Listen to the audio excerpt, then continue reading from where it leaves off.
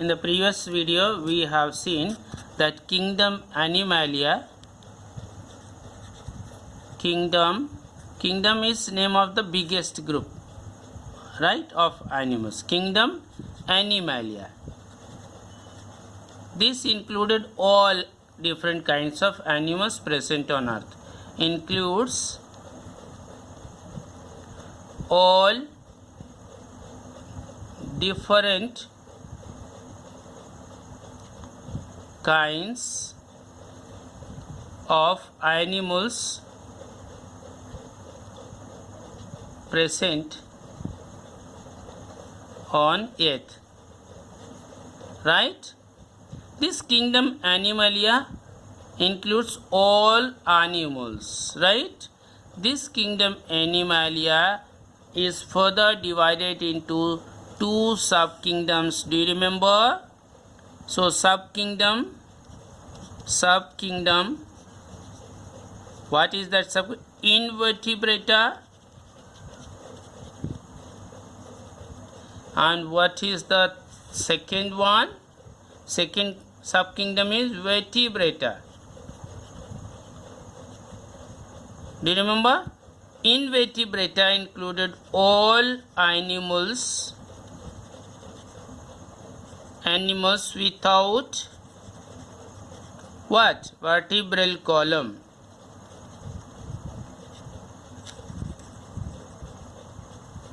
Or backbone. These animals, they don't have the backbone. Whereas this Vertebrata, O includes all animals with backbone. This is the basic difference between. Now you see, this Invertebrata is further divided into 8 phyla. Phyla is another name. This is biggest group. Then this group is divided into two smaller groups known as subkingdom. Subkingdom is divided into phyla. This is plural. And singular word for phyla is phylum. Right? So is divided into 8 phyla. Starting from first one is Porifera. The second one is Cnidaria or Coelenterata.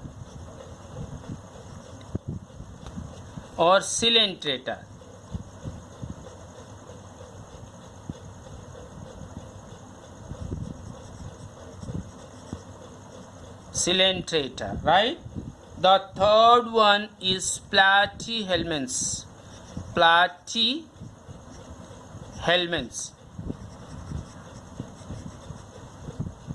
And the fourth one is, after Platyhelminths, Nematoda or Nemathelminths.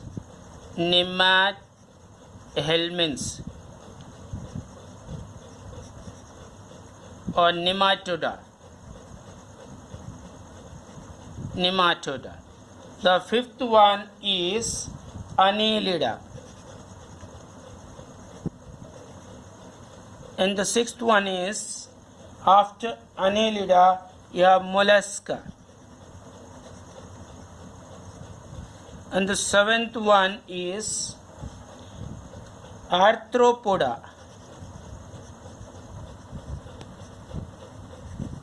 And the last eighth one is Echinodermata.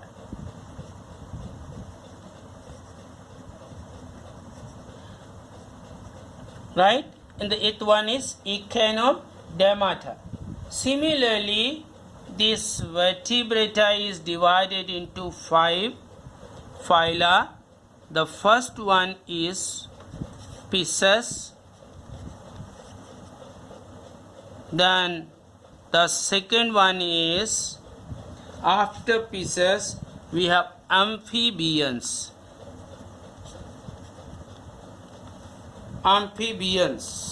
Right? Or amphibia. The third one after amphibia is reptilia. And the fourth one is Ave, and the fifth one is Mammalia or Mammalia, right?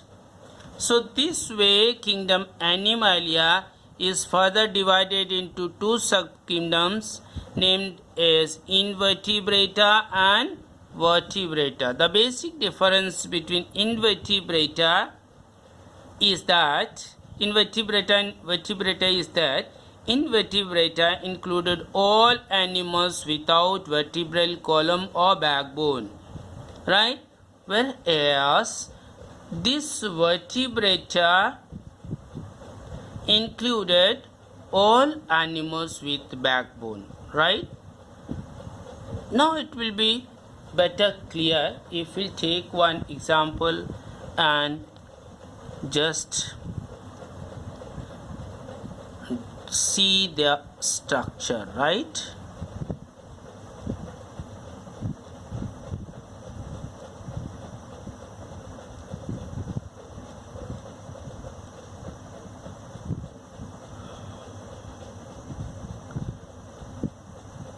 Can you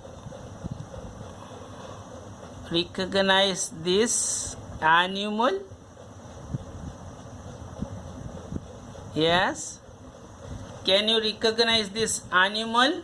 A for ant, right? A for ant. Oh, you never read A for ant. You already read A for an apple, right? But here in biology, A for ant. Can you see this? Now let us see this animal.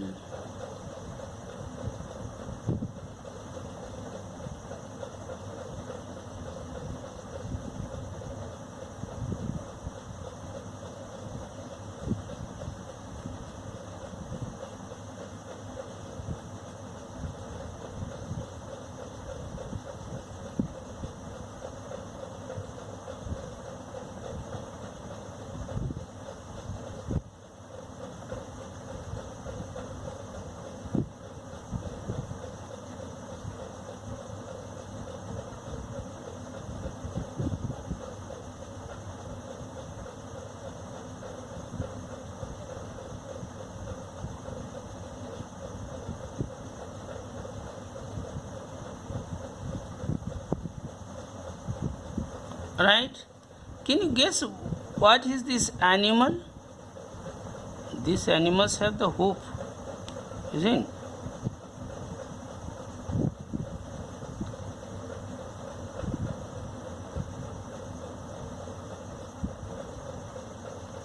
The natureless shoes, no? What does this animal resembles like? Okay. So you see, this animal is having backbone here at this place. This one is backbone, right? Backbone. And this ant is having no backbone. Clear? So if I ask you, you have to study these both animals. Let it be horse, right? So if you have to study both a horse and an ant, if you have to study and you have to classify them,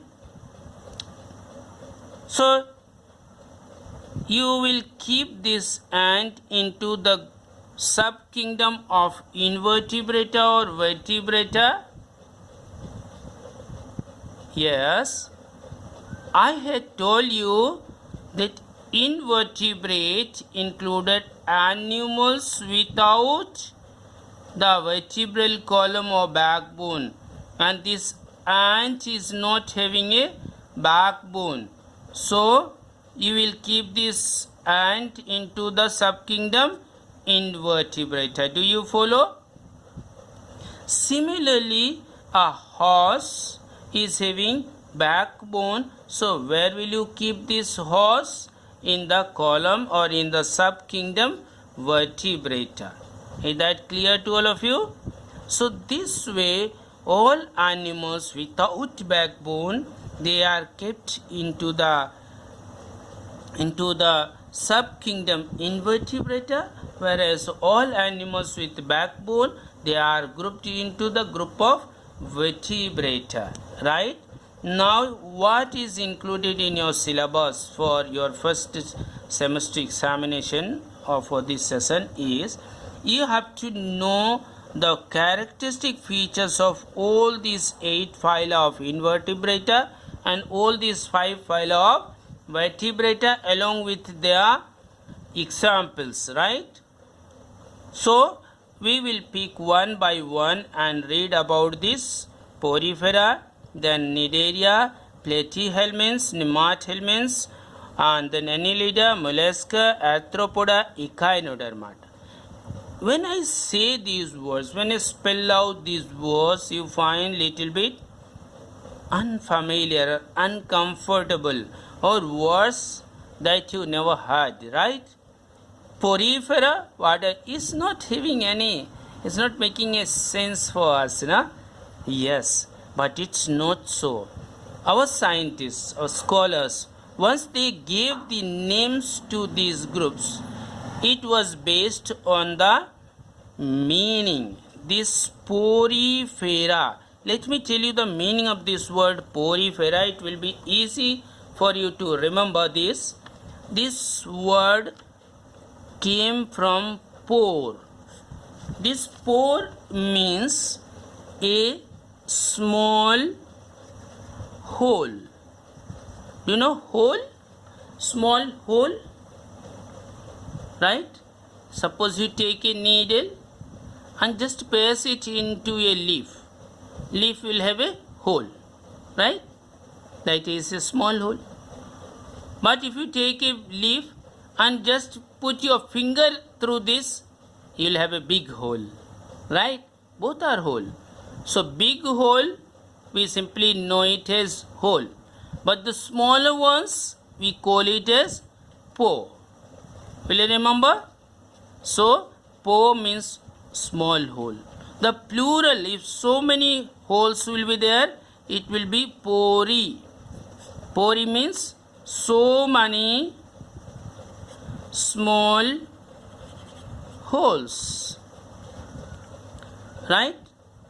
And this word fera, fera means all over, all over, all over means everywhere, everywhere. So this word porifera is not an alien word. This porifera is having a meaning. Meaning means this porifera included the animals whose body full all over the body so many small holes are present, right? Oh, you may be just stunned or surprised to hear that a body with so many holes, how is it possible? Yes, in nature it is possible. We'll be reading about such an animal whose full body is covered with holes. As our body is covered with hairs, right? You check your lower arm, you can notice some hairs growing on the lower arm. Not only the lower arm, all over the body you have the hairs. Similarly, so what we'll say, our body is covered with, yes, hairs, right? So our body is covered with hairs. Similarly, the body of the animals that are included in porifera, their body is covered with holes. They have millions of holes all over their body, and these holes are minute holes, small holes. That's why they are known as spore. So will you remember? So this word is not simply written or not simply said that porifera, a peculiar word for you, has no meaning, or so it has a meaning, right? The meaning of this word is the hole all over the body. This is a very important feature of the animals included in porifera, right? Then comes Coelenterata. Coelenterata, this word Coelen is taken from Coelom. Coelom. From Coelom meaning hollow. Hollow or cavity. Right? So cavity means you may have seen in your house your father takes the bag to while going for the marketing to bring say for vegetables or some groceries. So he carries a cotton bag or jute bag with him, right? This bag you say is having a mouth attached with handles. Have you seen this bag? This type of bag you may have seen. A father carries with him with two handles. Have you seen? Similarly, inside this bag, inside this bag, there is a hollow, a vacant place where your father keeps the groceries or the vegetables that are to be brought home, right? Similarly, this Cnidaria or Coelenterata included the animals whose body is having a hollow cavity inside. Means their body is like this, you see, a pipe-like structure. Do you follow? So they have one opening or hollow cavity, right? Then, do you follow the meaning of Coelenterata or Cnidaria? The animals with hollow or cavity inside. That is the structure or shape of their body. Then the third one is Platyhelminths. Platy, flat, right? Flat means that is pressed. Leaf you have seen, leaf, and while reading about the leaf, we have seen that leaf is a flattened structure. In your class 6 you read while describing or defining a leaf, leaf is a flattened structure. Platy means flat. Helminths means worms.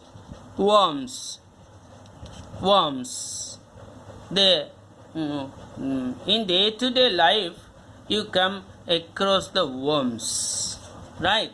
The smaller animals which we exactly don't know about them, we call them worms, right? You have heard of silkworms, you may have heard of earthworms, right? So in this way we have so many very small life forms about whom we exactly don't know, we call them worms. But seeing their flat body, we call them flatworms. So worms which have flat body, they are called as platyhelminths. Platy means flattened and helminths means worms. Then comes Nemathelminths. Nemat means cylindrical, like pipe, and helminths again worms. So animals with cylindrical body. You have seen the body of earthworm or snake. They have cylindrical body. So Nemathelminths, this included the animals whose body is cylindrical but smooth, not like the earthworm. The next group called Annelids. Annelids means many segments. Segments means pieces. Many pieces. You may have seen the earthworm's body is divided into many small segments of this kind, right? So these are the segments. Can you see? So Annelida included the animals whose body is segmented. Then mollusca. Mollusk meaning the soft bodied of like a a piece of flesh, right? Mollusca included soft-bodied animals. Then arthropoda. Again here arthro meaning jointed. Jointed. You may have seen the leg of an ant or a butterfly. Have you ever seen the leg of an ant or a butterfly?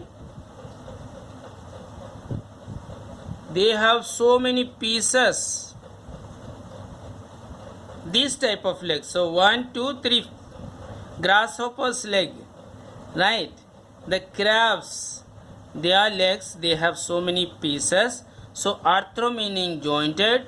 Poda meaning legs. Poda meaning legs. Prior to this, we use this word pod for amoeba. Amoeba is the life form from the protista. Do you remember? The faking of the fooling legs that develop due to cytoplasmic pressure called cytoplasmic projections. They were known as pseudopodia.